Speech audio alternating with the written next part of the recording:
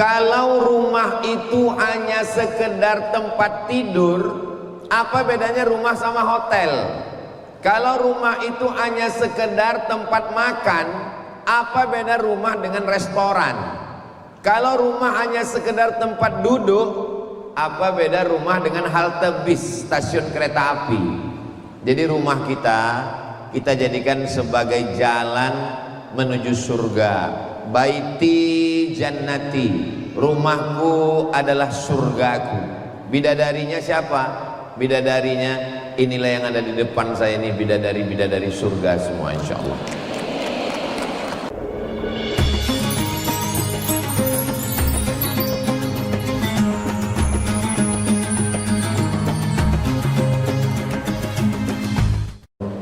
Assalamualaikum warahmatullahi wabarakatuh. Kalau Tuhan pergi ke Batam, jangan lupa membeli ikan. Dari bunyi sambutan salam, sepertinya ibu-ibu belum sarapan. Apa kabar Bapak Ibu semua? Sehat? Alhamdulillahirabbil alamin.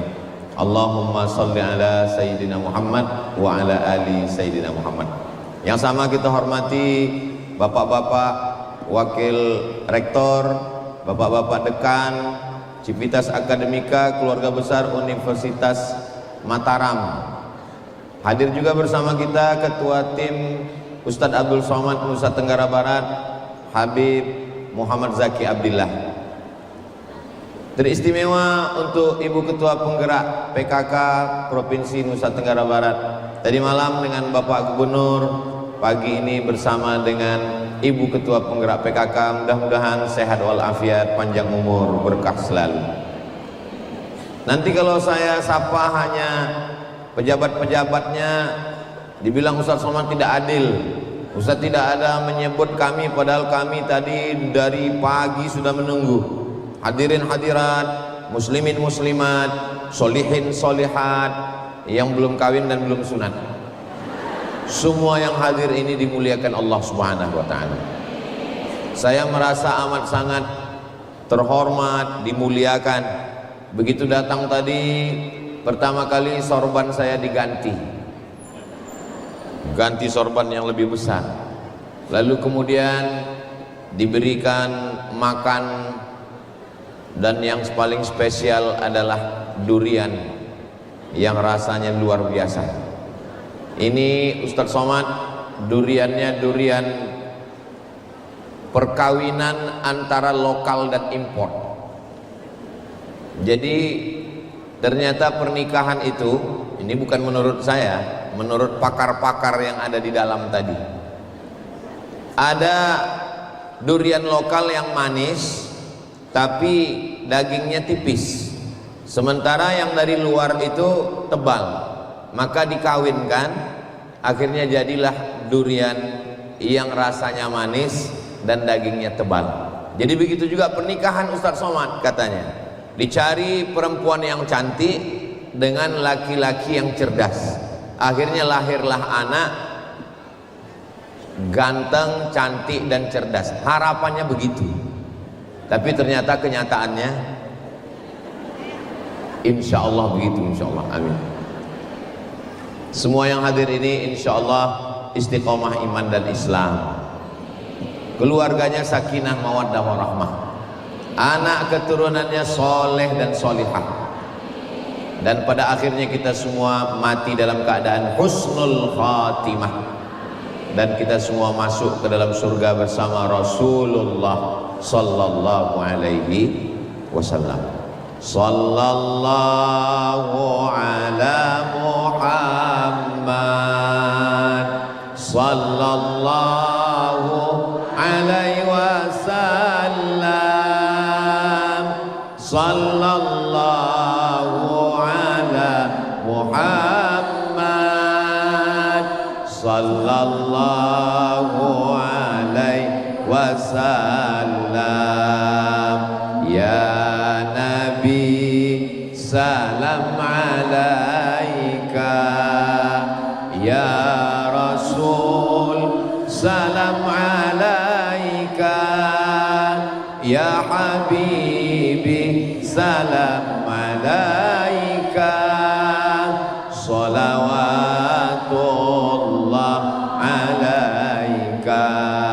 Allahumma salli ala sayyidina Muhammad. Sakinah bukan hanya sekedar rumah tangga, bukan hanya sekedar rumah, tapi jalan menuju surga. Mudah-mudahan ini harapan kita semua, insya Allah. Amin. Mudah-mudahan yang belum ada jodoh diketemukan dengan jodoh yang baik-baik. Yang bilang amin yang udah nikah aja. Yang bilang amin yang belum nikah aja.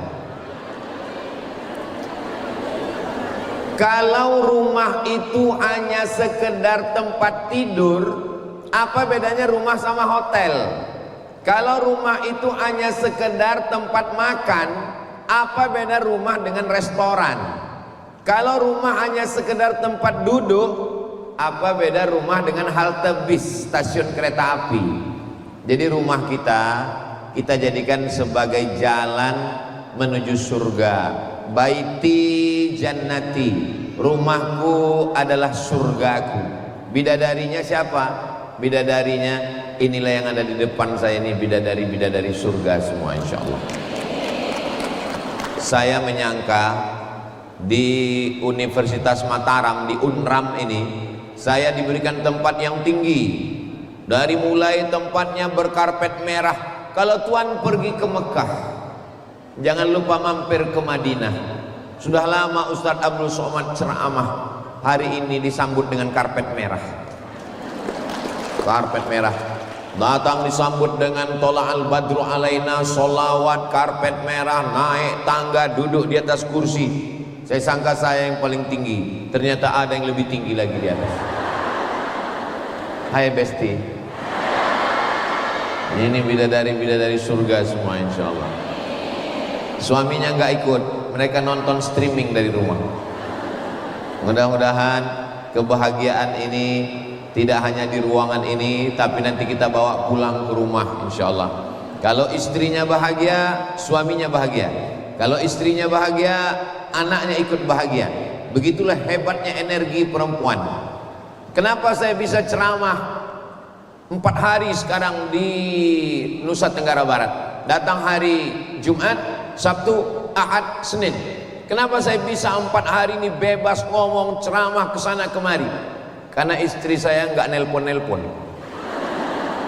Coba kalau sebentar-bentar video call, sebentar-bentar nanya, sebentar ngasih tahu lampu mati, sebentar-bentar ngasih tahu akuarium tumpah, sebentar-bentar ngasih tahu.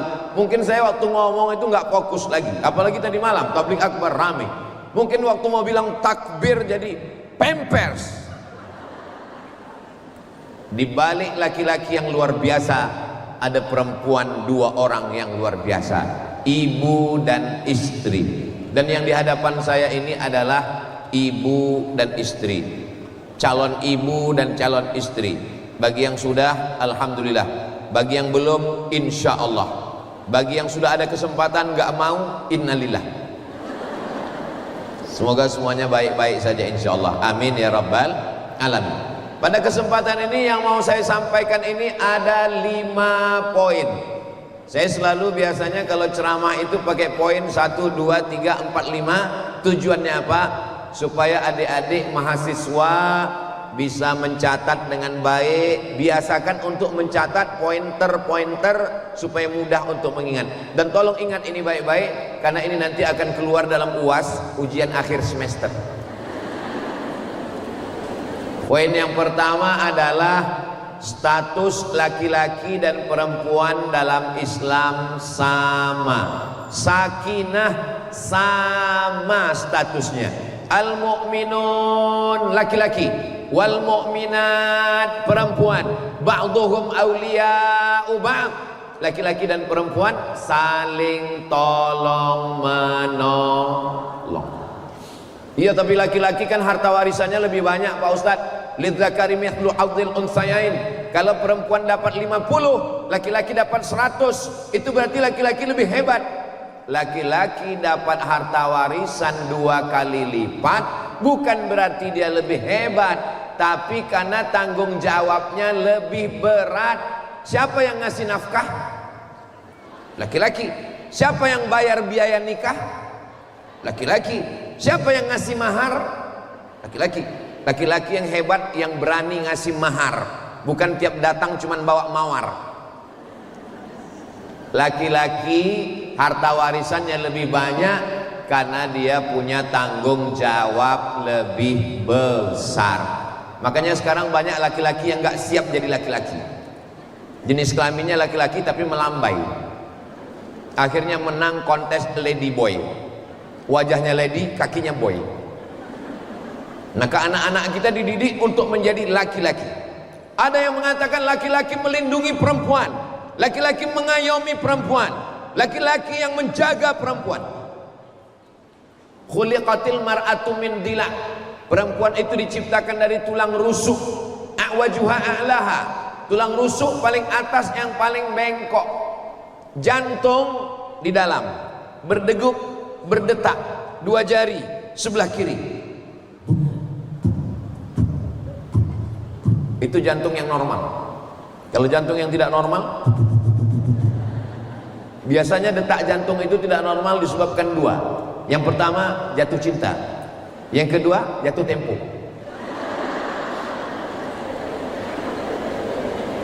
Perempuan itu adalah tulang rusuk yang melindungi jantung.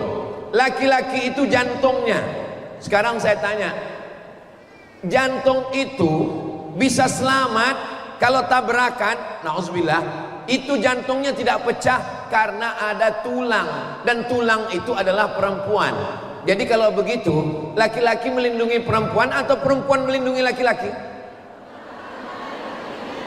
Tadi katanya laki-laki melindungi perempuan, begitu cepat berpindah ke lain hati.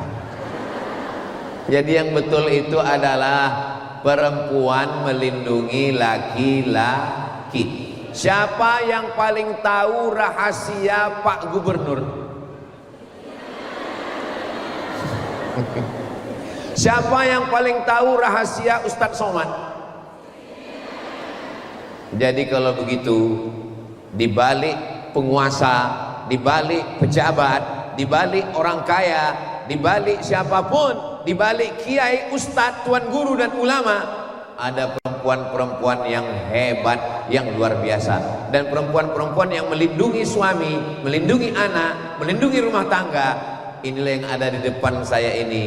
Kami hari ini laki-laki ini sebagai minoritas hari ini. Makanya saya dikawal oleh bapak-bapak profesor, pejabat-pejabat UNRAM. Kenapa? Khawatir diterkam oleh gerakan emak-emak radikal. Saudara yang dimuliakan Allah Subhanahu wa taala, prinsip yang pertama, kita baru bisa berjalan kalau kita merasa bahwa kita punya porsi yang sama. Saya selalu nasihatkan kepada santri-santri perempuan, kalian jangan mau direndahkan, dilecehkan. Kalian dalam Islam derajat kalian tinggi. Ini sekarang banyak laki-laki melecehkan perempuan. Saya suami, kamu perempuan, kamu istri, saya laki-laki. Maka ketika kita menikah, surat tanah kamu, surat rumah kamu, STNK BPKB milik saya. Itu pembodohan. Dalam Islam, laki-laki dengan perempuan memiliki hak yang sama. Ba'duhum awliya'u ba'd. Mereka saling tolong menolong. Ya'muruna bil ma'ruf, berbuat kebaikan. Wa yanhauna 'anil munkar, melarang kemungkaran. Justru kalau dipikir-pikir, misal, seorang laki-laki PNS, gaji ditambah uang tunjang, uang sipak, uang sundul, uang tanduk, semuanya total 1 bulan 5 juta. Istrinya juga kerja di kantor yang sama, istrinya juga punya gaji 5 juta. Gaji suami 5 juta, gaji istri beserta tunjangan 5 juta. Pertanyaannya, apa beda gaji suami dengan gaji istri? Gaji suami yang 5 juta ada 5 tanggungan. Pertama, untuk makan. Kedua, pakaian. Ketiga, tempat tinggal. keempat pendidikan, kelima perhatian. Gaji istri yang 5 juta bersih, nggak dikurangi apapun. Suara saya jelas? Jadi kalau begitu hebat laki-laki apa perempuan? Itu maka coba lihat iklan obat sakit kepala, rata-rata laki-laki semua. Karena duitnya sama, tapi pengeluaran dan tanggung jawabnya beda. Makanya anak laki-laki jangan dimanjakan, berikan dia tanggung jawab. Kenapa? Karena kalau tidak dia akan stres, depresi, anxiety, bunuh diri. Mudah-mudahan anak laki-laki kita anak-anak yang tegar, yang kuat insya Allah. Makanya sekarang lagi tren omongan laki-laki itu nggak bicara, Ustadz. Laki-laki itu nggak berkata-kata. Iya, langsung gila.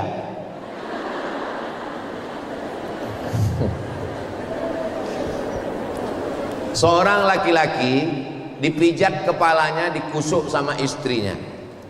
Lalu kemudian istrinya nanya, mas, ya, dulu sebelum nikah siapa yang mijit kepala kamu?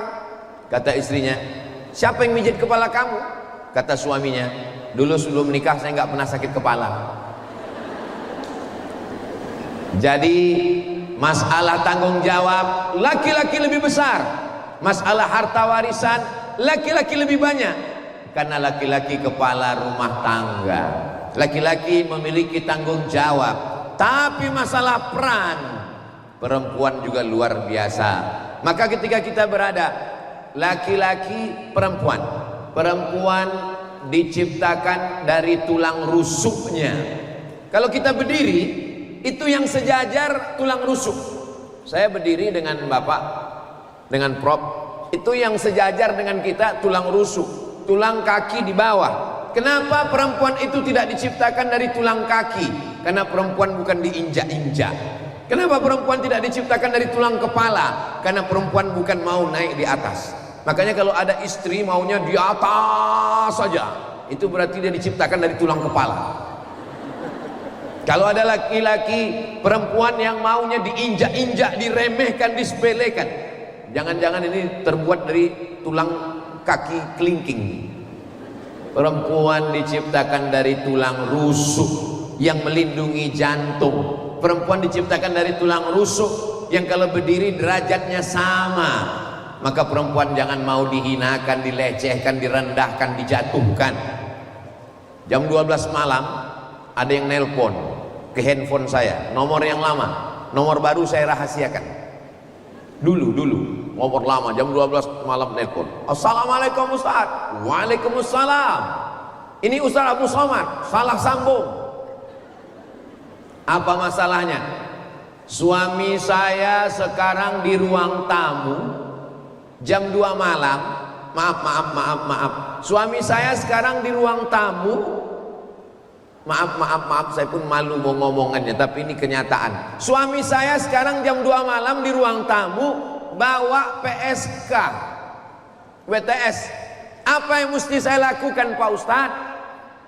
Usir dia, saya bilang. Ini perbuatan mungkar, zina. Usir dia dari rumah. Tapi kata guru ngaji saya, sorga di bawah tapak kaki suami Pak Ustadz. Itu Ustadz setan, saya bilang. Pembodohan, saya bilang. Ar-rijal, laki-laki, qawwamuna 'alan nisa. Laki-laki menjadi pemimpin bagi perempuan. Laki-laki yang bagaimana? Laki-laki yang amanah, laki-laki yang taat, laki-laki yang takut kepada Allah. La ta'ata li makhluqin, tidak ada ketaatan kepada makhluk fi maksiatil khaliq, kalau dia membuat maksiat kepada Allah Subhanahu wa taala. Ibu-ibu insyaallah sudah selamat, tapi anak ibu perempuan. Ustadz, anak saya yang pertama Mizyan Hazik Abdillah, laki-laki. Anak saya yang kedua Sami Ahmad Mesbahi Ibadillah, laki-laki. Tapi setiap melihat anak-anak perempuan, tadi ada anak perempuan, saya melihat anak perempuan seperti anak saya, bagus. Kalau kita lihat anak perempuan seperti anak kita, bagus. Kita lihat ibu-ibu, emak-emak seperti emak kita, bagus. Asal jangan melihat istri orang seperti istri kita, bahaya.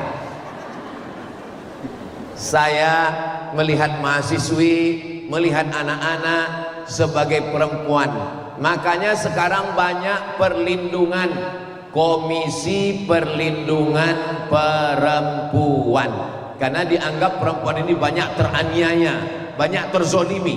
Tapi kami sebagai laki-laki, saya perlu juga sampaikan, tolong buatkan Komisi Perlindungan Suami yang Tersakiti, karena banyak juga perempuan-perempuan yang menganiaya laki-laki.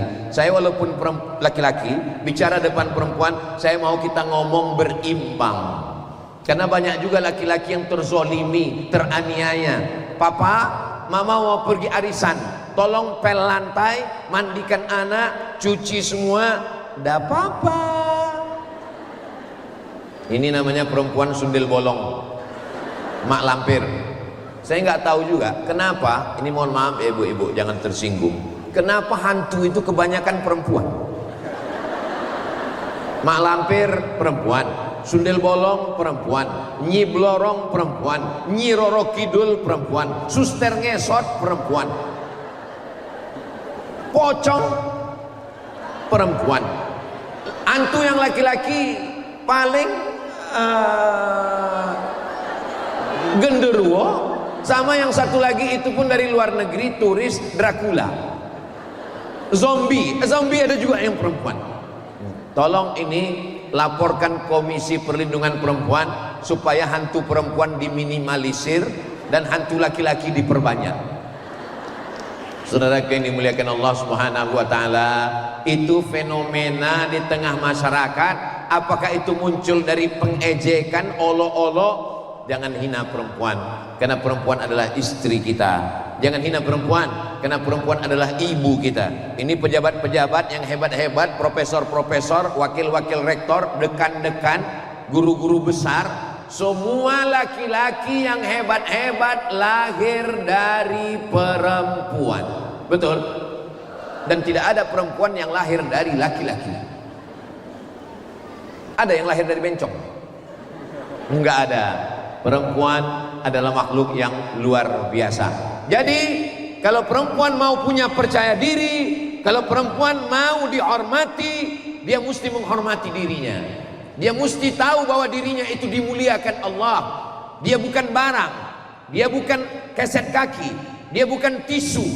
Dia adalah makhluk yang dikirim Allah untuk mendampingi laki-laki. Maka bersikaplah sebagai pelindung. Jangan ceritakan aibmu, jangan ceritakan aib keluargamu, jangan mengadu tentang suamimu yang macam-macam. Kalau bisa dilindungi. Tapi kalau perempuan ini teraniaya, terzolimi, ingat, perempuan punya 6 wali. Ibu, kakak, adik, kalian punya 6 wali. Wali itu kan 9, itu wali songo. 6 wali. Ayah, kakek, kakak laki-laki, adik laki-laki, kakak ayah laki-laki, adik ayah laki-laki. 6. Yang nggak punya wali kemana? Fasultanu waliyun man la waliyalaha. Sultan. Dulu zaman-zaman kerajaan kita ada sultan. Kerajaan Sasak ada sultan, ada raja. Setelah kita tidak punya raja, Presiden Soekarno itu diangkat sebagai waliul amri ad-daruri bisyaukah. Lalu presiden mengangkat menteri agama mengangkat kanwil, kanwil mengangkat kandepak, kepala kantor Departemen Agama mengangkat KUA, KUA bersikap sebagai ulil amri, KUA sebagai wali hakim. Itulah kenapa tidak ada KUA perempuan di Indonesia. Kenapa? Karena KUA menikahkan orang lain. Fasultanu waliyun man la waliyalaha. KUA sultan menjadi wali bagi perempuan yang tidak punya wali. Kalau suaminya pecandu narkoba, kalau suaminya pezina, kalau suaminya penjahat, jangan diam. Ini sekarang banyak perempuan yang takut. Suami nakal, suami jahat, suami nggak pulang-pulang, namanya Bang Toib. Diam. Akhirnya menggumpal, mengkristal. Jadi apa? Diabetes meletus. Menggumpal jadi apa? Jantung koroner. Menggumpal jadi apa? Darah tinggi, asam urat, asam lambung, asam pedas, asam baung. Ini semua mesti disadarkan perempuan. Saya mau perempuan ini disadarkan perempuan-perempuan yang mabuk karena cinta. Kenapa kamu nggak melawan? Kenapa kamu? Yang membuat perempuan ini tertekan dua. Yang pertama, karena doktrin dogma agama yang salah, padahal agama Islam tidak demikian. Yang kedua adalah karena tradisi adat istiadat. Laki-laki superpower, laki-laki superior, laki-laki hebat. Dalam Islam syarat masuk surga bukan laki-laki. Yang pertama kali beriman laki-laki apa perempuan? Dari bunyinya nggak yakin. Nabi dapat wahyu, Iqra bismi rabbikal ladzi khalaq, khalaqal insana min 'alaq, Iqra wa rabbukal akram, alladzi 'allama bil qalam, 'allamal insana ma lam ya'lam. Nabi pulang kedinginan, diselimuti oleh Khadijah. Yang pertama kali beriman adalah perempuan. Ibu mesti faham, mesti sadar, yang pertama kali beriman adalah perempuan. Saat Nabi masuk ke dalam surga, Nabi menoleh ke belakang, Nabi melihat, yang dilihat Nabi ke belakang adalah perempuan. Nabi bertanya, siapa kamu? Perempuan itu menjawab, suami saya meninggal, lalu saya membesarkan anak-anak yatim sampai saya mati meninggal dunia. Sebagai penghargaan, dia masuk surga di belakang Nabi Muhammad sallallahu alaihi wasallam. Man ala salasa banatin, siapa yang punya 3 anak perempuan, siapa yang punya 3 anak perempuan, fa'addabahunna, dididik dengan baik, wa zawwajahunna, dinikahkan dengan orang baik, wa ahsana ilaihinna, buat baik sampai mati, falahul jannah, surgalah baginya. Siapa yang punya 3 anak perempuan, dididik dengan baik, kasih makan yang halal, nikahkan dengan orang baik, buat baik sampai mati, surga baginya. Siapa di antara ibu yang punya 3 anak perempuan sudah dapat kunci surga? Yang punya 3 anak perempuan, angkat tangan. Sudah dapat kunci surga. Yang baru 2, tambah 1 lagi.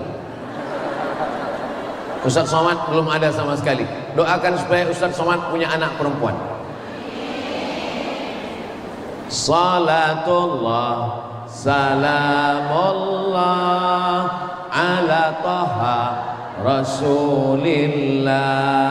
Salatullah salamullah ala yasin habibillah. Tawassalna bismillah wa bil hadi rasulillah wa kulli mujahidin lillah bi ahlil badri ya Allah. Salatullah salamullah ala taha rasulillah. Salatullah salamullah ala yasin habibillah.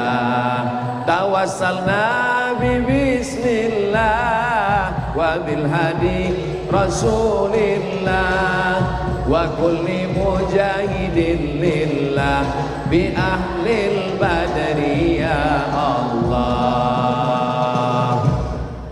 Kayaknya saya diterima nih jadi anggota.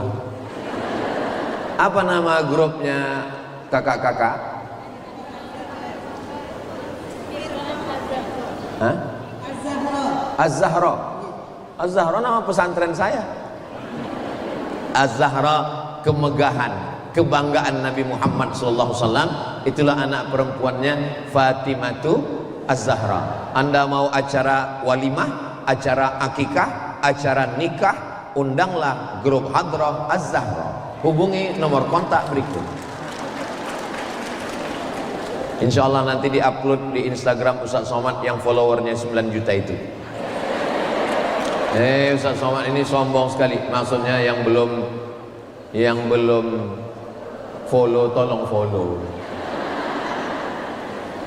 Berikutnya yang kedua, setelah perempuan tahu jati dirinya, bahwa derajatnya tinggi, bahwa dia masuk surga, bahwa dia beriman, bahwa dia derajatnya sama dengan laki-laki, baru dia punya percaya diri. Kalau enggak dia down, dia rendah. Apalagi kalau dikatakan kamulah perempuan, gara-gara kamulah Adam keluar dari surga. Jadi dia merasa bersalah terus. Apalagi kalau didengar ceramah, yang paling banyak di neraka adalah perempuan. Padahal yang paling banyak pengajian perempuan, yang paling banyak wirid yasin perempuan. Maka perempuan laki-laki mesti didudukkan pada porsinya. Laki-laki sebagai pemimpin, laki-laki punya tanggung jawab, dan yang menolong laki-laki adalah perempuan. Ar-rijal, an-nisa, sonur rijal. Perempuan itu saudara laki-laki yang membantu, yang menolong laki-laki. Berikutnya yang kedua, perempuan berangkat kerja pagi jam 7, 7.30, senam pagi masuk kantor, 8, 9, 10, 11, 12, jam 12 isoma, istirahat, somat, makan. Jam 1, jam 2, jam 3, jam 4, 9 jam dengan orang lain, 9 jam dengan suami orang, 9 jam dengan laki orang. Nanti pulang ke rumah jam 6, sampai rumah maghrib, isya. Dengan suami sendiri cuman tinggal 2 jam, jam 9, jam 10. Tolong yang 2 jam ini. Yang kedua adalah perhatian. Tolong, waktumu sudah habis 8 jam di luar, maka pada saat 2 jam itu berikanlah perhatian kepada anak-anak. Datang anak bawa nilai, mama, adik tadi juara kelas, adik tadi juara kelas. Emaknya sibuk scroll, mencari resep masakan yang nggak pernah dipraktekkan. Ngumpul resep aja. Ini kayaknya Ustadz Somad nyindir saya nih. Kunci dengar ceramah Ustadz Somad 1, jangan tersinggung. Karena Ustadz Somad gak pernah nyindir siapapun. Ustadz Somad ngomong aja sesuai dengan apa yang ada di pikiran dan hatinya. Kalau omongan saya ini sampai ke hati, itu berarti dari hati. Tapi kalau omongan saya ini cuma sampai di mulut, itu berarti dari mulut. Namanya LML, multi level marketing. Jangan tersinggung. Dengar kunci ceramah Ustadz Somad 1, jangan tersinggung. Beberapa jamaah tersinggung, pulang ninggal. Ada di antara ibu yang tersinggung? Pada takut mati semua. Tolong kasih perhatian. Yang dagang di pasar, berangkat pagi jam 7, buka toko, jual pernak-pernik, jual mutiara, jual baju, jual kain. Siang tetap dengan orang lain, melayani orang banyak. Pulang sampai ke rumah, tolong berikan perhatian. Handphonenya tolong mati. Setelah itu berikanlah perhatian kepada anak-anak, berikanlah perhatian pada suami. Walaupun ibu kaya, pembantunya di rumah 10, saking banyaknya 10, ada khusus satu pembantu hanya ngurus kaki jempol sebelah kiri. Ada satu asisten hanya ngurus ngorek lubang telinga sebelah kanan. Tapi untuk suami tolong, airnya sama, kompornya sama, gulanya sama, gelasnya sama. Tapi kalau kalian yang ngaduk, itu rasanya beda. Ini bukan masalah teh, ini bukan masalah kopi, ini masalah rasa.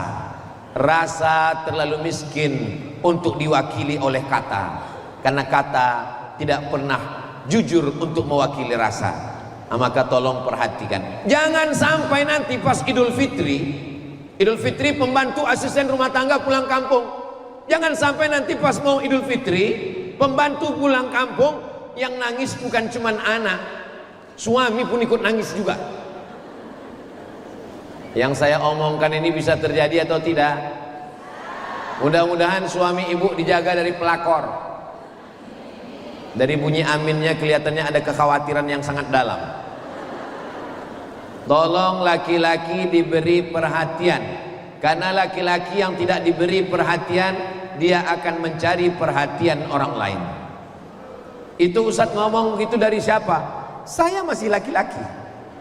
Saya pulang mesti diperhatikan. Banyak perempuan-perempuan ketika dia keluar rumah, dia seperti bidadari turun dari surga Jannatul Firdaus.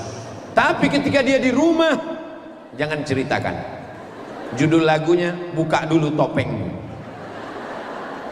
Perempuan itu bersolek ketika dia di rumah. Adapun keluar rumah, ya boleh seadanya. Perempuan nggak boleh jutek, nggak boleh judas, nggak boleh kasar. Tapi dalam Al-Quran dikatakan la takhda'na bil qaul. Perempuan jangan bersuara mendayu-dayu, mendesah-desah, lemah gemulai. Kepada siapa? Kepada orang lain. Ini sekarang banyak akibat dari salah sambung, miss call, telepon, nomor berserak, nomor kita kemana-mana. Nomor saya pun udah kemana-mana, udah banyak yang salah sambung ke saya. Maka ketika itu terjadi, ibu mesti tegas. Assalamualaikum. Waalaikumsalam. Ini di mana? Lombok. Lombok itu mana? Pedas. Jangan bersuara mendayu-dayu, mendesah-desah ke orang lain. Assalamualaikum. Waalaikumsalam. Ingat, kejahatan terjadi bukan karena ada pelakunya, tapi juga karena ada kesempatan. Waspadalah. Maka seorang suami, dia perlu perhatian, air minumnya, makannya. Tapi saya lelah Ustadz, saya capek di luar. Kita semua capek, kita semua lelah. Kalaupun di rumah ada ART, asisten rumah tangga, ada yang masakkan nasi, tetap menyuapkannya, menyiapkannya, menghidangkannya. Laki-laki itu ingin superior, laki-laki itu ingin dihormati, laki-laki itu ingin dimuliakan. Ada cerita yang tidak masuk akal di luar Nurul. Bagaimana mungkin laki-laki bisa jatuh cinta sama pembantu? Kok bisa? Setelah diwawancarai sama psikolog, psikiater, Bapak kenapa jatuh cinta dengan pembantu? Bukan meremehkan asisten rumah tangga ya. Apa jawabnya? Karena dengan istri saya tidak merasa berkuasa. Saya merasa lemah, saya merasa hina, saya merasa nggak ada harga diri. Tapi di depan pembantu, saya merasa sayalah yang hebat. Laki-laki itu ingin merasa hebat. Walaupun ibu lebih cantik, tentu saja perempuan lebih cantik. Walaupun ibu lebih kaya, anak bangsawan, uangnya banyak, duitnya banyak, tapi di hadapan suamimu katakanlah, bang, kakak. Orang Lombok kalau memanggil suami, kakak. Kakak, memang aku lebih kaya dan kau salah satu asnaf fakir miskin. Kakak, memang aku anak bangsawan. Aku adalah anak bangsawan, bangsa yang hidup di awan. Sedangkan engkau rakyat jelata. Memang aku anak orang kaya, kau bukan apa-apa, tapi bagiku engkau adalah imamku dunia akhirat. Jangankan surat tanahku, jangankan STNK BPKB, jangankan cincin dan gelangku, nyawaku kuserahkan padamu. Sehingga laki-laki itu juga punya, oh kalau begitu aku dihormati, aku dimuliakan. Ini saya sebagai mewakili para suami-suami sekalian. Jangan mentang-mentang ibu kaya, uangnya banyak. Jangan mentang-mentang kakak hebat, PNS, BUMN, direktur, berhasil, wanita karir, lalu kemudian seenaknya saja. Disitulah laki-laki kehilangan harga dirinya. Kesini sebentar kakak, sini sebentar. Ada apa? Kebetulan pendapatan saya bulan ini kan 1 miliar. 1 miliar itu zakatnya 2,5%. Dan kebetulan setelah saya lihat-lihat, memang kakak termasuk golongan du'afa, fakir dan miskin. Nah jadi ini tolong ambil ya. Itu hancur berkeping. Kalau galah patah masih bisa disambung. Kalau kaca retak masih bisa direkat. Tapi kalau sudah hati berkeping, kemana obat mau dicari? Nah jadi kalau hari ini mungkin selama ini kata-katanya kasar, menyinggung perasaan, pernah menjatuhkan, meremehkan, menyepelekan, pulang dari sini, panggillah dia, buka pintu. Oh my Superman. Enggak enak lah Pak Ustadz, Masa cuman saya yang ngomong Superman? Kami ini kan satu keluarga. Nanti suami kami saling cerita. Oh, sepakat. Kalian berapa orang? 4 orang. Oke. Yang satu bilang my Superman. Satu lagi, oh my Batman. Karena kebetulan suaminya hitam. Kalau kamu, suami saya ini suka manjat-manjat Pak Ustaz. Oh my Spiderman. Mereka ingin dilihat sebagai laki-laki yang berkuasa. Walaupun dia miskin, walaupun dia susah, walaupun dia rakyat jelata, tapi sifat laki-laki itu memang ingin dihormati, ingin dimuliakan. Saya sebagai laki-laki, saya dengan Habib Muhammad Zaki Abdillah, kami dulu sama-sama di Mesir. Beliau angkatan 97, saya angkatan 98. Kami di Al-Azhar Mesir itu hafalan Qur'annya wajib 8 juz. Karena kuliah S1 kan 4 tahun, 2 juz, tahun 2 2 juz, tahun 3 2 juz, tahun 4 2 juz, jadi 8 juz. Saya nggak tahu, kalau saya hafalan saya sudah banyak hilang. Habib Muhammad Zaki mungkin masih banyak. Kebetulan ditakdirkan Allah nikah dengan istri saya dari pondok tahfiz Quran. Dia hafal Quran 30 juz. Sampai sekarang saya kalau mau maju jadi imam sering salah baca ayat. Tolong untuk yang ini nanti jangan diupload, nanti dia dengar.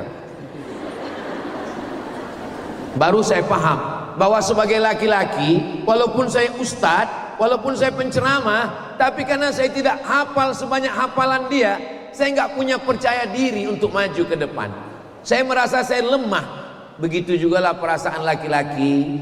Makanya dalam mazhab Syafi'i ada namanya sekufu, kafa'ah. Kufu itu artinya selevel. Dulu orang mengkritik sekufu. Apa ini sekufu? Kenapa manusia dikotak-kotakkan? Ternyata tujuan mazhab Syafi'i itu adalah menjaga. Oke, kalau memang sudah terlanjur, suaminya mungkin tidak anak orang kaya, hartanya tidak banyak, maka angkat kehormatan dia, kemuliaan dia. Katakan sama dia, memang aku lebih kaya, memang aku lebih tinggi jabatan, memang aku lebih hebat, tapi satu-satunya kesalahanku kakak, satu kesalahanku dalam hidup, apa dia? Mencintaimu. Insya Allah setelah itu dia akan bangkit lagi kepercayaan dirinya. Kenapa demikian? Karena laki-laki sifat superior, sifat memimpin, sifat bangga, sifat yang ada pada dirinya. Ini poin yang kedua. Poin yang ketiga, poin yang ketiga adalah ketika sedang berada di rumah, di saat itu maka perempuan di mana saja kewajiban dia. Bagaimana laki-laki melihat perempuan? Perempuan itu solihah dari mana? Apakah karena jilbabnya panjang? Perempuan itu solihah 3. Pertama, idza ra'aitaha sarratska. Kalau engkau lihat hatimu senang. Tolong nanti tanya suaminya, kakak senang melihat aku, tapi jawabannya jangan di bawah tekanan. Soalnya kalau ditekan, ini namanya sedang berada di depan ras terkuat di dunia. Alhamdulillah Pak Ustaz, alhamdulillah istri seperti yang Ustaz katakan, idza ra'aitaha sarratka, kalau engkau lihat hatimu senang. Oh, jadi kamu senang ngelihatnya? Iya. Ngelihat siapa? Istri teman saya. Nauzubillah, nauzubillah, nauzubillah. Idza ra'aitaha sarratka, kalau engkau lihat hatimu senang. Yang kedua, idza amartaha ata'atka, kalau engkau perintahkan, engkau suruh, dia patuh dan taat. Tapi perintahnya selama tidak melanggar syariat Islam. Ustaz, suami saya menyuruh saya buka jilbab, katanya kalau saya pakai jilbab kelihatan tua. Enggak boleh. Suami saya nyuruh rambut saya dicat 3 warna, merah, kuning, kelabu, hijau dan ungu. Enggak boleh. La ta'ata li makhluqin, tidak boleh taat kepada makhluk li maksiatil khaliq, kalau menyebabkan maksiat kepada Allah Subhanahu wa taala. Kalau dilihat menyenangkan, kalau diperintah patuh dan taat. Wa idza ghibta anha, kalau engkau pergi meninggalkan dia, hafizat amwalaka wa auladaka, anakmu dan hartamu dijaganya.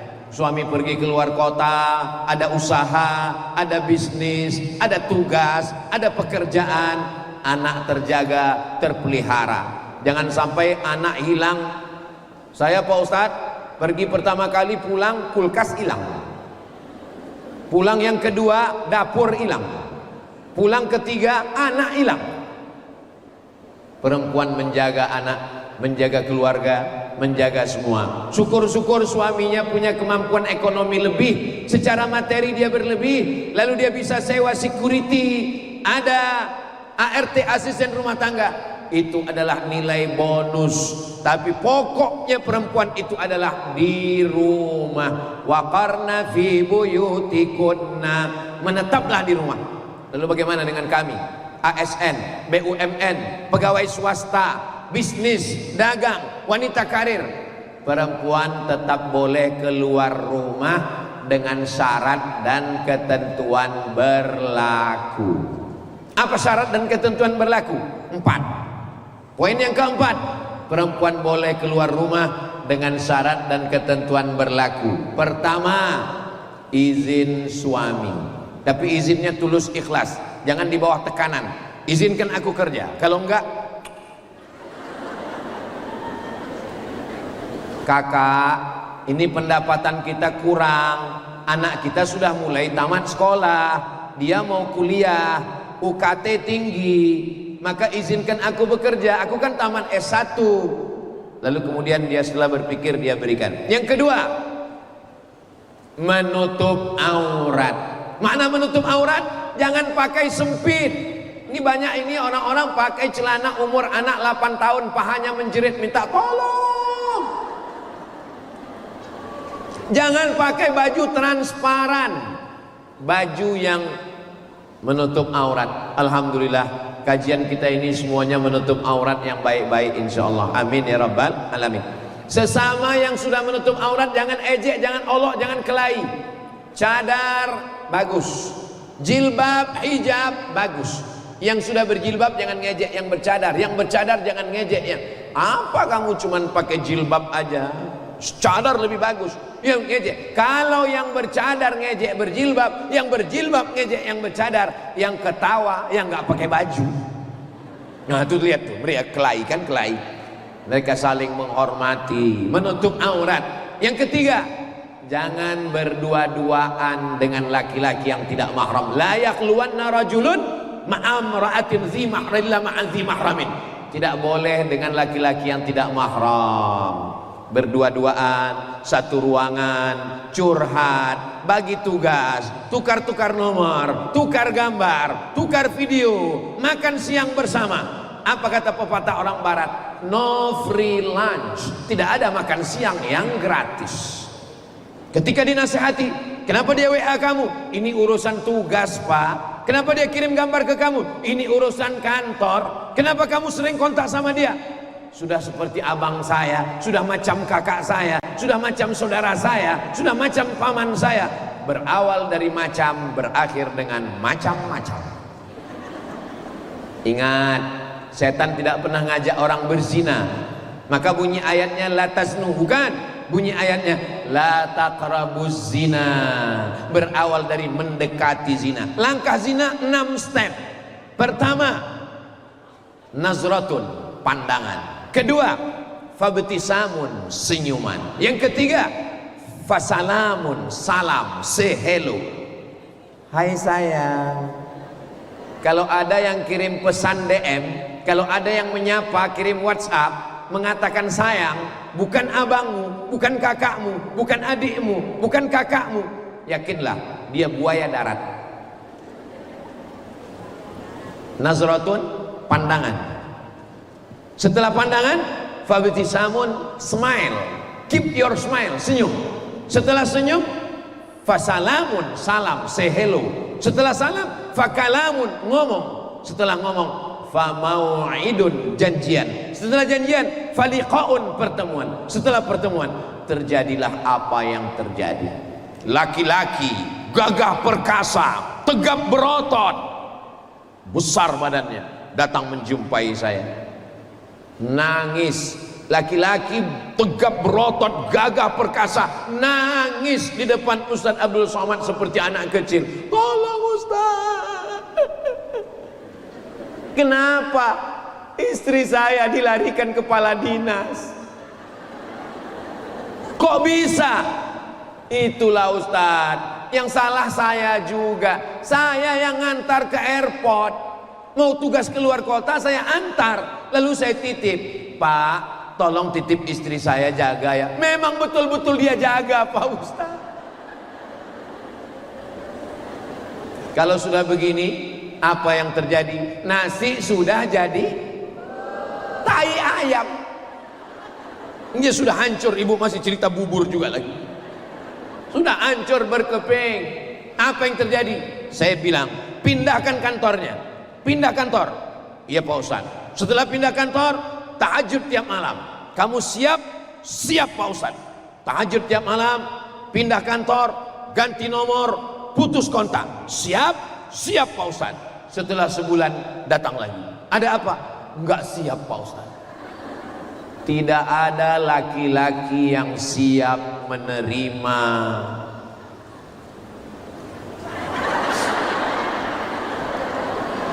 Maka jaga baik-baik. Jaga baik-baik. Bagi yang belum menikah, jaga baik-baik. Ini ada tertulis di botol. Apa tulisannya? Do not accept if cell is broken. Do not accept if cell is broken. Jangan terima botol kalau segelnya rusak. Sampai di sini paham? Ini bukan cuma untuk kita, tapi juga untuk anak-anak kita, untuk santri-santri kita, untuk jamaah. Walaupun kelihatannya saya ngomongnya di Nusa Tenggara Barat, di Universitas Mataram, tapi sesungguhnya ini ditonton oleh saudara kita semuanya di channel Ustadz Abdul Somad Official. Jangan lupa subscribe, like, share, and comment. Saudara yang dimuliakan Allah Subhanahu wa taala, berikutnya yang terakhir, yang kelima. Yang kelima adalah walaupun yang jaga kita, walaupun yang menjaga hubungan ini kita, tapi tidak ada apa-apanya kalau tidak disertai dengan doa. Rabbana hablana min azwajina wa dzurriyyatina qurrata a'yuni waj'alna lil muttaqina imama. Jadikanlah pasangan kami, suami kami, istri kami, anak kami, cucu kami, menantu kami qurrata a'yun, sejuk dipandang mata dan menenangkan hati dan jiwa. Mudah-mudahan suami ibu dijaga Allah Subhanahu wa taala. Iya, tapi saya ini Pak Ustadz bukan anak pondok. Saya ini bukan anak pengajian, saya nggak bisa bahasa Arab. Nggak usah pakai bahasa Arab. Yang pakai bahasa Arab itu sholat. Kalau doa nggak usah pakai bahasa Arab. Yang pakai bahasa Arab cuma 4 aja. A'udzubillahi minasyaitonirrajim. Bismillahirrahmanirrahim. Alhamdulillahi rabbil alamin. Wassalatu wassalamu ala asyrafil anbiya'i wal mursalin. Itu aja yang pakai bahasa Arab. A'udzubillah, bismillah, alhamdulillah, sholawat. Habis itu doa minta. Bagus doa itu pas lagi suaminya di samping. Sholat duha, sholat tahajud. Ya Allah, jaga suamiku karena kulihat matanya udah jelalatan. Saya sholat sunat dengan ustazah di kamar. Kemudian anak saya bacakan doa, tapi dia ada di situ.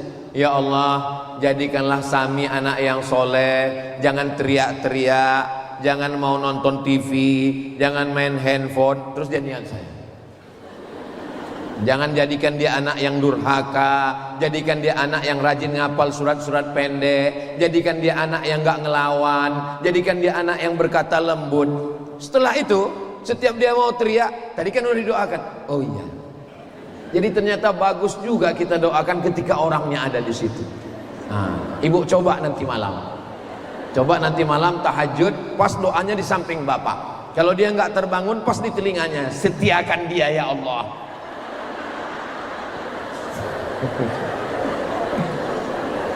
Berdoa itu jangan terlalu detail, jangan terlalu umum.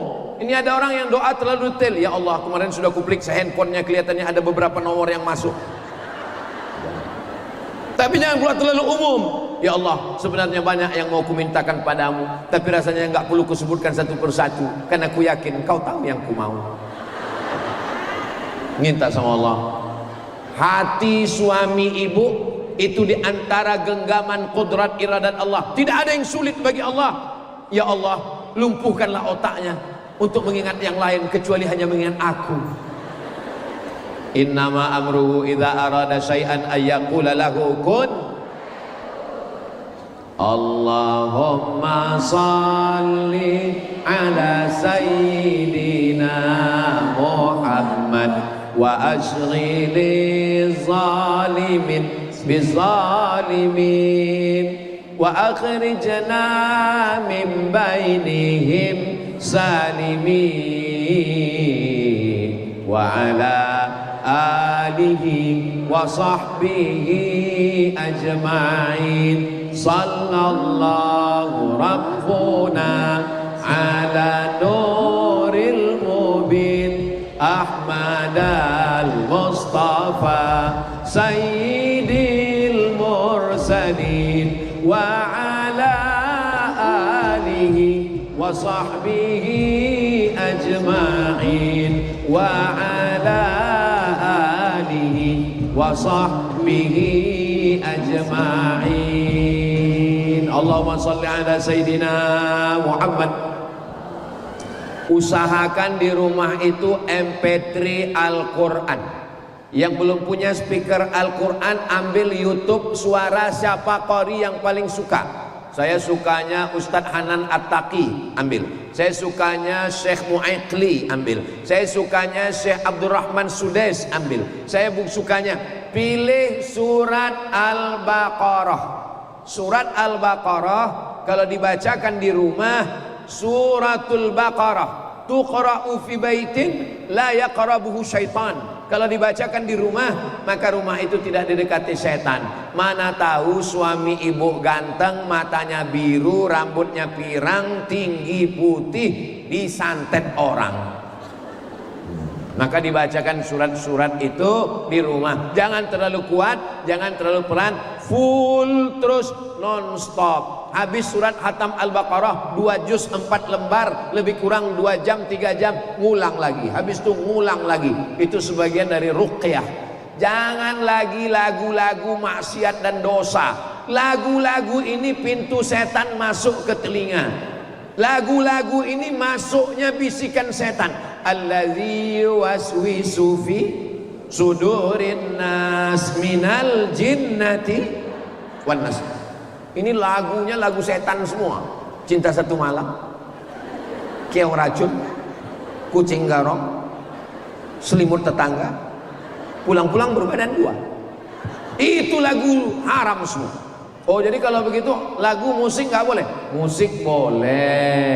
Musik yang isinya mengajak kepada sholawat kepada Nabi, lagu-lagu religi, mengingatkan pada Madinah, boleh, nggak salah. Tapi kalau lagu-lagu ini suaminya dengar lagu, no woman no cry, no woman, tidak ada perempuan, no cry. Tidak ada yang nangis. Kalau nggak ada perempuan, nggak ada nangis. Jadi kalau begitu perempuan itu cuma membuat nangis. Lagu apa ini? Ini suami lagunya, I want to break free. Aku mau bebas lagi gara-gara dilarang mancing. Saudara yang dimuliakan Allah Subhanahu wa taala, ketika kita bisa mewujudkan, maka sakinah, rumah bukan hanya sekedar tempat tinggal, tapi rumah kita adalah menuju surganya Allah Subhanahu wa taala. Saya mau nanya. Boleh nanya? Tapi nggak usah dijawab. Jawabnya dalam hati aja. Oke? Bisa jawab ya. Tapi dalam hati aja. Sebelum saya nanya, tarik napas panjang dulu. Jangan ditahan lama-lama, nanti keluar. Sudah. Kapan suami terakhir membangunkan sholat tahajud malam? Enggak usah dijawab. Rahimallahu mra'an, Allah merahmati suami yang memercikkan air ke wajah istri untuk bangun tahajud malam. Wake up my honey, wake up my darling. Itu kalau baru nikah bulan kemarin. Tapi kalau sudah 20 tahun, bangun. Lalu ibu pun gelar sajadah. Sajadah apa nih kakak? Sajadah cinta saya. So sweet. Usolli sunnat tahajud bagi yang pakai usolli. Yang nggak pakai usolli, nggak pakai usolli. Rakaat ini imaman lillahi ta'ala. Allahu Akbar. Sampai salam nggak bunyi. Datang nanya ke Ustaz, Ustaz Somad, ya tahajud itu bunyi atau enggak? Ya tahajud itu sama kayak taraweh, sama kayak witir, sama kayak isya, sama kayak maghrib, sama kayak subuh, sholat malam bunyi Bismillahirrahmanirrahim. Tapi suami saya enggak bunyi Pak Ustaz. Bersyukurlah, berarti kau dapat suami silent. Dia imam yang enggak bunyi. Dia baru latihan, baru tobat, baru hijrah, baru dengar ceramah Ustadz Somad, dia mau beramal. Jangan ejek dia, jangan olok dia, jangan jatuhkan dia. Kasih tahu sama dia, kakak, aku tahu kau imam yang belum bunyi. Aku tetap menjagamu sampai kau bunyi. Sebagaimana sayangnya tetangga kita ke burung dia yang sampai sekarang belum berbunyi juga. Sedang makhluk yang begitu aja dia jaga, apalagi kamu. Aku akan jaga kamu. Mungkin dia baru belajar, dia baru level Allahu Akbar. Allahu Akbar. Saking groginya, Sami Allahu Akbar. Biarkan dia berproses. Biarkan dia sampai pada akhirnya dia sudah bisa pede membaca Al-Fatihah. Ghairil maghdubi alaihim waladdallin. Amin. Bismillahirrahmanirrahim. Inna a'tainakal kautsar. Enggak apa-apa, dia mau gaya-gaya ikut qari.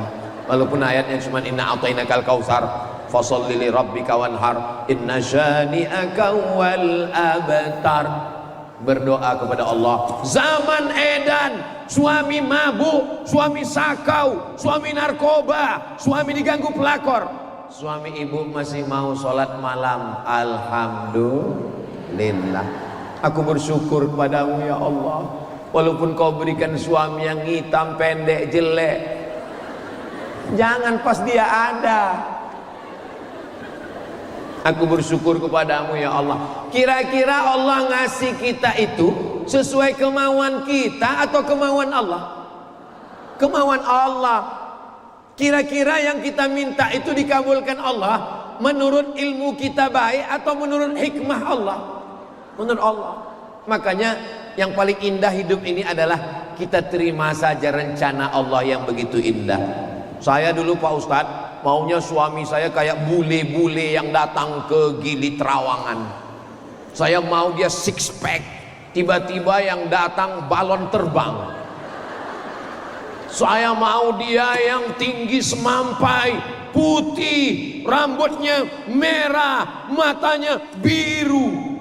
Tiba-tiba Pak Ustadz, gak usah disebut Pak Ustadz.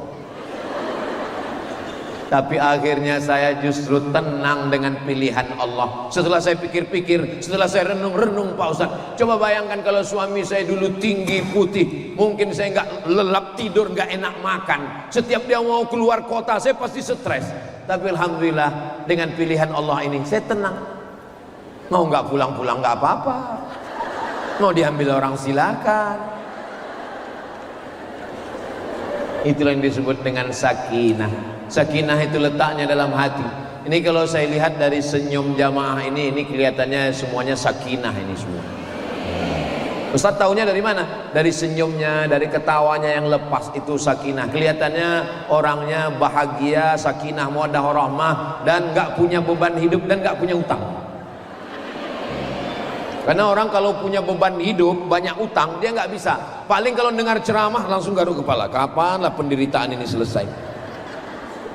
Padahal saya sudah ngomong 1 jam. Tadi saya mulai jam 9:30. Sekarang sudah jam 10:30 lewat 10 menit. Ini sudah di luar kode etik. Ini daerah lain nanti pasti akan komplain ini ke saya. Pasti akan marah. Kenapa Ustaz Somad waktu ceramah di Sakinah itu kok lewat 1 jam? Saya sudah siapkan jawaban. karena waktu itu hati saya sakinah mawaddah warahmah. Itulah yang dapat saya sampaikan pada kesempatan yang baik dan mulia ini. Mudah-mudahan keluarga saya, keluarga besar Universitas Mataram, guru-guru besar, bapak-bapak wakil rektor, bapak dekan, Sayyidi Al-Habib Muhammad Zaki Abdillah, ibu ketua penggerak PKK, ibu-ibu semua, mudah-mudahan keluarga kita sakinah mawaddah warahmah, anak-anak kita soleh dan solehah. Selama menyampaikan materi ini lebih kurang 1 jam, banyak kata-kata saya menyinggung perasaan tidak berkenan di hati. Maukah ibu-ibu memaafkan saya? Alhamdulillah. Saya tidak ingin itu menjadi beban di hati kita semua. Di akhir majelis saya tutup dengan pantun penutup, menangkap puyuh di Bukit Selasi. Thank you dan terima kasih. Terima kasih, mohon maaf. Wassalamualaikum warahmatullahi wabarakatuh. Waalaikumsalam warahmatullahi wabarakatuh. Man tazawwaja, siapa yang menikah, faqad istakmala nisfal iman, dia sudah menyempurnakan setengah iman. Setakwa-takwanya laki-laki, kalau belum menikah imannya baru 50%. Setakwa-takwanya perempuan, kalau belum menikah imannya baru setengah. Maka ketika dia menikah imannya sempurna. Maka nikah adalah ibadah. Maka nikah adalah kesempurnaan iman. Faqad istakmala nisfal iman. Tapi tolong jangan sampai hadis ini diplesetkan, dipelintir. Ini banyak laki-laki menikah diam-diam, pas ditanya istrinya, kenapa kamu nikah diam-diam? Karena nikah adalah ibadah, jadi kita nggak boleh riya. Tadi malam dalam perjalanan dari kediaman rumah Pak Gubernur menuju lokasi, saya tanya, Pak Gubernur, selama Bapak menjabat dan ke depan, apa yang tantangan paling terbesar? Apa jawab beliau? Tantangan adalah melepaskan masyarakat dari kemiskinan yang sekarang masih ada 11%. Inilah pokok inti semua masalah ini berawal dari kemiskinan. Dan saya sinkronkan dengan pernyataan ibu tadi. Ternyata salah satu sebab menikahkan ini karena terjerat kemiskinan. Lalu apa solusi yang Bapak tawarkan? Solusinya adalah membangkitkan ekonomi pedesaan yang selamanya dari atas, orang dari Jakarta menggelontorkan program, belum tentu sesuai dengan desa. Nah sekarang saya, kata Pak Gubernur, dari desa. Jadi masyarakat berkumpul. Nah masyarakat ini mau apa? Kami mau bertani, tapi tanahnya nggak ada. Maka tanahnya dikasih sewa, tapi sifatnya hanya simbolis saja. 1 tahun hanya 100.000 sewa tanah. Maka nanti dia bercocok tanam. Setelah itu dia akan punya uang. Setelah punya uang dia beli kebun asli tanah dia, mapan secara ekonomi. Makanya dalam hadis dikatakan manis tata'a minkumul ba'ah, siapa yang sudah mampu, siapa yang sudah mampu falyatazawwaj, menikahlah. Fa illam yastati, kalau tidak mampu menikah, fa alaihi bisawm, hendaklah dia banyak puasa sunat untuk mengurangi libido seksual. Fa innahu lahu wija, maka itu obat baginya. Jadi lagi-lagi memang ada aturan dari pemerintah dan ada pengawasan dari tokoh masyarakat, dari tuan-tuan guru, dari Kementerian Agama, dan ada pencerahan. Termasuklah kajian kita siang ini untuk menjaga anak-anak kita, melanjutkan pendidikan sekolah. Saya dengan Habib Muhammad Zaki termasuk yang, Ustadz Zaki umur berapa menikah? Ustadz Zaki asli orang Lombok, teman saya di Mesir, teman lagi di Malaysia, menikah umur 30. Kenapa kami menikahnya sudah hampir-hampir meninggal begitu? Bagi anak-anak yang tamat SD langsung nikah. Kenapa kami menikahnya di usia begitu? Karena kami sekolah. Setelah sekolah itu kami mikir. Kalau saya dulu simpelnya berpikir begini, aku mesti kuliah S1, S2, S3. Ustadz Zaki setelah S3 baru pulang ke Lombok. Saya S3. Aku mesti kuliah S1, S2, S3. Setelah itu aku kerja, setelah dapat uang membahagiakan emak dulu, membahagiakan orang tua dulu. Lagi-lagi memang mindset, main otak set.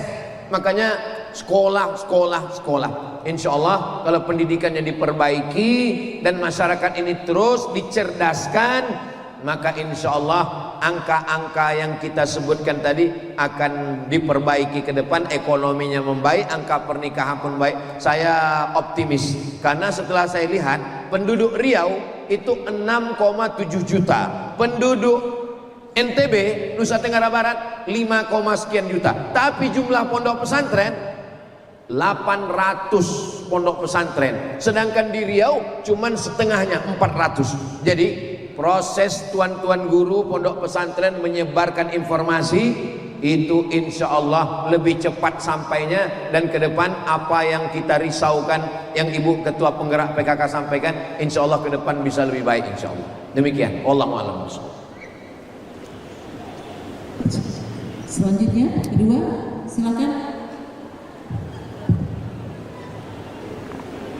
Bismillahirrahmanirrahim. Assalamualaikum warahmatullahi wabarakatuh. Waalaikumsalam warahmatullahi wabarakatuh.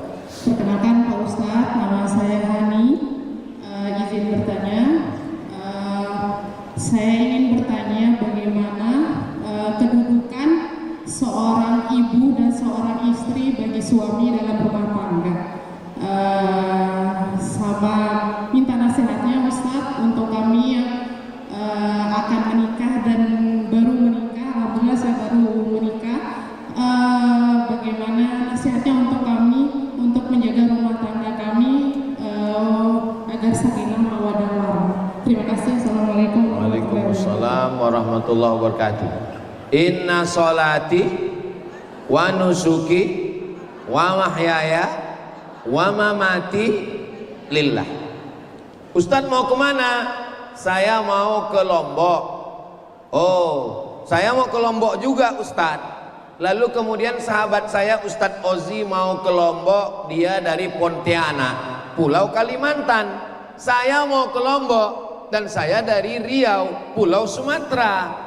Tapi kemudian kita bertemu pada satu titik, titiknya adalah Lombok. Ibu, istri, dua perempuan yang berbeda, tapi dia akan ketemu pada satu titik, titiknya adalah lillah, titiknya karena Allah. Kalau seorang ibu melepaskan anaknya, anak yang dikandung 9 bulan 10 hari, disusukan 2 tahun, disekolahkan, tiba-tiba dilepas untuk bersama dengan anak orang lain. Tapi kalau dia karena lillah, karena Allah, dia tidak akan ganggu ini anak. Begitu juga dengan istri. Istri ini sadar, suamiku ini bukan turun dari planet Mars. Suamiku ini dari rahim seorang perempuan. Dia melahirkan suamiku ini meregang nyawa, menyekolahkan. Berapa kali dia nggak jadi beli baju hari raya gara-gara untuk suamiku ini. Setelah suamiku ini jadi PNS, setelah suamiku ini jadi orang, barulah aku nikah dengan dia. Jadi kalau begitu perasaannya, yang namanya manusia tidak akan pernah sempurna. Sedangkan telur ayam disangka di tempat mengeramnya bersentuh, ada gesekan, apalagi hati manusia.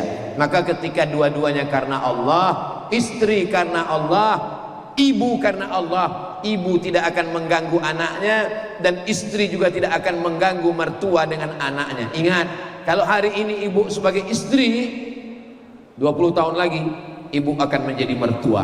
Sebagaimana ibu sekarang bersikap kepada mertua, maka begitu juga lah nanti menantu ibu akan bersikap kepada ibu.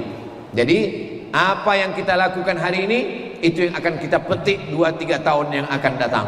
Nah, sebagai kepala rumah tangga, suami, maka dia mesti punya acuan, tidak hanya perasaan. Suami memberikan 5 tanggung jawab kepada istri. 1, makan. Jangan sampai uangnya dikasih ke emaknya sampai istri nggak makan. 2, pakaian. Jangan sampai semua pakaian untuk emak, untuk ayah, sementara istrinya nggak punya pakaian. Ini sekarang banyak istri nggak punya pakaian, pakai baju you can see karena nggak cukup uang. Yang ketiga, tempat tinggal. Jangan sampai istri kos-kosan sementara orang tua rumahnya megah mewah. Yang keempat adalah pendidikan. Jangan sampai istri tidak tahu sholat, tidak tahu baca Quran. Aslinya suami yang mendatangkan guru untuk mengajar. Kalau nggak mampu, serahkan dia ikut pengajian majelis taklim muslimat yang ada di Nusa Tenggara Barat. Yang keempat, perhatian. Jangan hanya perhatian kepada ibunya saja, seimbang. Kalau istri sudah dikasih 5, makan, pakaian, tempat tinggal, pendidikan, perhatian, maka dia juga memperhatikan ibunya. Jangan terlalu miring ke sini sampai ini ditinggalkan, jangan sampai ini ditinggalkan, jangan sampai ini pula tidak perhatian. I'dilu, bersikap adillah kamu. Huwa aqrabu littaqwa. Dengan bersikap adil itu kamu lebih dekat kepada Allah Subhanahu wa taala. Ittaquz zulma, jangan zalim, jangan aniaya. Fa inna zulma zulumatun yaumal qiyamah. Karena sesungguhnya kezaliman akan menjadi kegelapan pada hari kiamat. Maka laki-laki memang perlu kebijaksanaan, karena ibu perempuan, istri juga perempuan. Perempuan ini makhluk yang luar biasa. Kalau laki-laki itu bahasanya mudah, Bu. Laki-laki itu mudah. Saya kalau ngomong sama Habib Muhammad Zaki Abdillah, gimana Ustaz Zaki? Iya atau tidak? Iya. Kalau iya, iya. Jadi kelompok apa tidak? Tidak. Kalau iya, iya, tidak, tidak. Perempuan nggak sesederhana itu. Kalau laki-laki bilang iya, iya. Kalau tidak, tidak. Kalau perempuan bilang iya, bisa jadi iya, bisa jadi tidak, bisa kadang-kadang iya, bisa kadang-kadang tidak. Maka dia mesti pandai-pandai, karena dua-dua ini perempuan, ibunya perempuan, istrinya juga perempuan. Tapi insya Allah bertanyalah kepada bapak-bapak wakil rektor, profesor-profesor, bapak-bapak dekan, dosen-dosen, orang-orang tua kita yang jam terbangnya sudah seperti pilot Sukhoi 5.000 jam ke atas. Karena ini tidak semua ada di buku. Bagaimana menyiasati bisa adil terhadap ibu dan istri. Tapi yang paling penting dari semuanya adalah doa-doa kita. Ingat, durhaka kepada orang tua azabnya 2 kali. Di dunia dapat, di akhirat juga dapat. Tapi kalau kita bahagiakan ibu kita, insya Allah kita juga akan dibahagiakan oleh anak-anak kita. Kalau kita bahagiakan mertua kita, insya Allah kita juga akan dibahagiakan oleh menantu-menantu kita nanti di masa akan datang, insya Allah. Amin. Demikian. Wallahu a'lam bishawab. Baik, satu kali lagi, satu supaya hadir saya di sebelah sini, ya, supaya seimbang. Satu orang saja. Tidak, di sebelah timur akan mahasiswa ini ya. Mana yang mahasiswa ini? Ada nggak?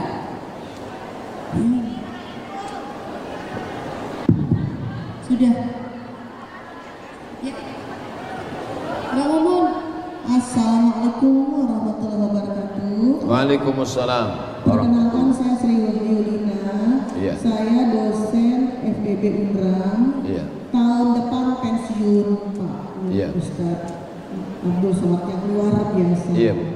Saya manajemen S1, S2-nya kajian gender, Pak Ustadz. Gender. S3-nya kajian ekonomi syariah, Pak Ustadz. Iya. Jadi saya kenapa saya mau belajar gender di UI? Karena saya mau menunjukkan bahwa Islam itu adalah sangat membela perempuan. Iya. Karena seringkali di barat itu dianggap Islam itu tidak adil bagi perempuan. Itu yang saya ingin perjuangkan. Iya. Masalahnya seringkali juga ada sekarang ini banyak pejabat yang mohon maaf ya, dulu perspektifnya punya 30% kuota untuk perempuan, Pak Ustadz. Zaman dulu ada 7 menteri di dalam kabinet presiden, di NTB juga 7 menteri. Harapan kami para pejabat di Indonesia ini juga memberi kesempatan perempuan untuk menduduki posisi strategis di top pimpinan. Dan perempuan saya harap juga ayo mempersiapkan kapasitas diri untuk semua kalau dia jadi pemimpin. Pertanyaan saya Pak Ustadz Abdul Somad, apa sih pandangan Bapak kalau perempuan ada 7 orang lah minimal di setiap kabinet, di semua provinsi di Indonesia ini. Kemudian apa sih resep Bapak? Yang kedua nih, kok Bapak pinter sekali jadi penceramah. Harapan saya orang NTB ini bisa seperti Pak Ustadz ini ya, terkenal di Indonesia dan seluruh dunia. Amin. Demikian, kiat-kiatnya seperti apa? Demikian, Assalamualaikum warahmatullahi wabarakatuh. Waalaikumsalam warahmatullahi wabarakatuh. Pertama, perempuan itu lebih sensitif dari laki-laki. Sense. Yang kedua, perempuan itu lebih detail. Jadi kalau dia menyusun acara dari mulai kabel-kabelnya, bunga-bunganya sampai kue-kuenya itu lebih detail perempuan. Yang keempat, perempuan itu lebih peduli daripada laki-laki. Laki-laki itu lebih cuek. Laki-laki itu lebih pada rasional. Sedangkan perempuan itu lebih pada perasaan. Ada positif, ada negatifnya. Makanya hakim itu laki-laki. Karena kalau hakim itu perempuan, nanti dia nggak jadi ngetok palu. Ketok atau enggak ya? Ketok atau enggak ya? Ketok atau enggak? Nah, itu. Jadi dalam beberapa hal memang mesti perempuan, keterlibatan perempuan. Maka dalam Islam, ambil setengah agamamu dari perempuan. Khudhu nisfa dinakum min Umairah. Ambil dari Umairah. Umairah itu maksudnya Sayyidatuna Aisyah. Maka menempatkan perempuan. Adapun hadis mengatakan lan yufliha qaumun wallau amra'um imra'ah. Tidak akan beruntung suatu bangsa kalau dipimpin perempuan. Itu kronologis ceritanya begini. Ada seorang raja dari Persia, namanya Shahinshah, raja di raja. Dia punya anak perempuan namanya Buran. Ketika dia mati, langsung anaknya dilantik, padahal anaknya nggak punya keahlian di bidang politik. Maka ketika itu Nabi mengatakan lan yufliha qaumun, tidak akan beruntung Persia kalau mereka melantik si Buran, anak dari Shahinshah, karena dia tidak punya keahlian politik. Itu maksudnya.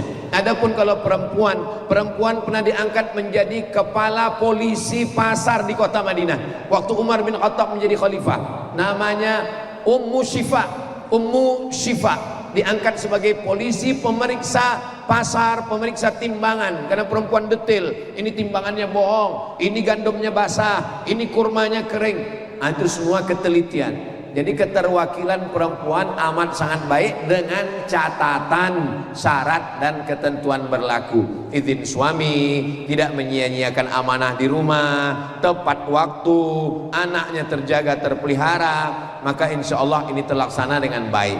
Lalu kemudian tentang pribadi saya ngomong ini tidak pernah merasa menceramahi ibu. Saya tidak merasa menceramahi ibu, menggurui ibu, enggak. Saya hanya cerita aja. Kapan Ustadz belajar cerita? Saya mulai belajar cerita ketika pulang sholat Jumat dipanggil emak saya. Sini, apa kata khotib tadi? Lalu pun cerita, kata khotib tadi gini, begini. Dari kecil, setiap hari Jumat mak saya panggil. Dari mulai saya SD. Sini, apa kata khotib Jumat tadi? Maka saya terbiasa. Maka ketika saya bercerita dengan ibu-ibu, saya tidak menggurui, saya tidak pernah berkata-kata kasar, saya tidak pernah mencaci maki, saya tidak pernah melecehkan, karena saya sedang merasa bercerita dengan ibu saya, dengan mak saya. Saya membuat yayasan, namanya Yayasan Pendidikan Hajjah Rohana, ibu saya. Saya membuat yayasan di kampung halamannya di Sumatera Utara, namanya Yayasan Wakaf Pendidikan, Yayasan Wakaf Hajjah Rohana Berbagi, khusus untuk fakir miskin, membagi sembako atas nama ibu saya. Saya membuat masjidnya namanya Masjid Hajjah Rohana. Bagi saya, cita-cita saya dulu sekolah S1 sama dengan Habib Zaki, kemudian saya S2 ke Malaysia, setelah itu saya ke Maroko. Cita-cita saya satu, kalau aku nanti sudah jadi dosen, aku bisa mengajar, aku punya duit, aku mau membahagiakan ibuku. Saya yakin itu semua apa yang saya terima hari ini adalah berkat doa ibu saya. Maka saya minta kepada ibu semua, doakan anak-anak ibu. Saya dulu kalau waktu ibu saya masih hidup, saya bawa ibu saya ceramah, saya bawa. Lalu kemudian kalau dia bilang ada kawanku mau jumpa, suruh kawannya datang. Lalu kemudian kalau kawannya datang, saya silakan duduk, siapkan makan, minum, saya nguping, saya dengar apa yang mereka bicarakan. Kemudian kawannya nanya, anak kau dulu sekolah ke Mesir nggak pernah sakit, sehat-sehat, apa yang kau doakan? Terus saya dengar ibu saya ngomong, anakku setiap malam kubacakan untuk anakku Abdul Somad supaya dia sehat, supaya dia panjang umur. Satu malam aku bacakan dia Al-Fatihah 100 kali. Dia tidak pernah cerita ke saya, dia tidak pernah ngomong ke saya. Saya mendengar dia ngomong ke temannya dan saya nguping. Setelah dia meninggal, datang temannya, sahabat dia ke rumah. Ustadz Somad, ya tadi saya lewat di depan rumah Ustadz, di depan rumah almarhumah ibu, karena saya rindu dengan dia, saya lewat. Apa cerita dia dulu ketika dia masih hidup dengan ibu? Kata sahabat ibu saya, dia ngomong, ibu kamu dulu cerita kalau malam-malam, kalau Somad itu lagi di rumah, aku duduk di depan pintu kamarnya, aku zikirkan dia la ilaha illallah 1000 kali. Setelah itu aku berdoa kepada Allah supaya dia sehat. Maka yang saya lakukan hari ini adalah membalas apa yang dilakukan ibu saya, karena saya tidak puas hati. Dia meninggal ketika saya 2019, saya sedang lagi pontang-panting dengan segala fitnah dan macam-macam. Andai dia hidup sekarang, dia pasti senang sekali melihat pondok pesantren, melihat santri. Maka selalu saya puaskan dengan ceramah, dengan tausiah. Saya berharap semua yang saya lakukan ini sampai ke almarhumah ibu saya. Saya ceritakan ini ke ibu-ibu, saya yakin ibu punya anak. Ibu punya anak yang akan menjadi calon pemimpin masa depan. Doakan anak ibu, perjuangkan anak ibu, buatlah mereka menjadi anak-anak yang soleh. Insya Allah anak-anak ibu menjadi anak yang berbakti dan bahagia dunia akhirat. Demikian, wallahu a'lam bishawab. Hadiahkan untuk almarhumah ibu, almarhum ayah, kita dapat, orang tua pun dapat. Assalamualaikum warahmatullahi wabarakatuh. Bapak, ibu, abang, kakak, adik, sahabat jamaah dimanapun berada, ma'akal tafa'afnaita, makanan yang dimakan berubah menjadi kolesterol, diabetes, jantung, gula, dan lain sebagainya. Wa malabista fa'ablaita, yang dibelikan ke pakaian, busuk, lapu, ketinggalan zaman. Wa mata saddaqta fa'amdaita, yang diwakafkan, disedekahkan, itulah yang akan kekal abadi. Rumah besar hanya menjadi kenangan, lapuk, berlumut, tumbang, tinggal. Ada kelas yang dipakai para penghafal Quran, itulah yang kekal abadi, mengalir pahalanya untuk kita. Hadiahkan untuk almarhumah ibu, almarhum ayah, kita dapat, orang tua pun dapat. Satu lantainya 4 kelas, totalnya 16 kelas, tempat santri belajar. Yang sekarang santri belajar di asrama. Asrama bisa dibuat kelas, tapi nanti pindahkan ke kelas semua. Mari kita support pembangunan, kirimkan semen, batu bata, kerikil, pasir, besi, dan lainnya melalui rekening BSI 767 7777 227. Sekali lagi 767 7777 227 atas nama Yayasan Pendidikan Hajah Rohana. Konfirmasinya jangan lupa ke nomor berikut 0811 6650 026. Sekali lagi 0811 6650 026. Berkah selalu, barakallahu fikum. Wassalamualaikum warahmatullahi wabarakatuh.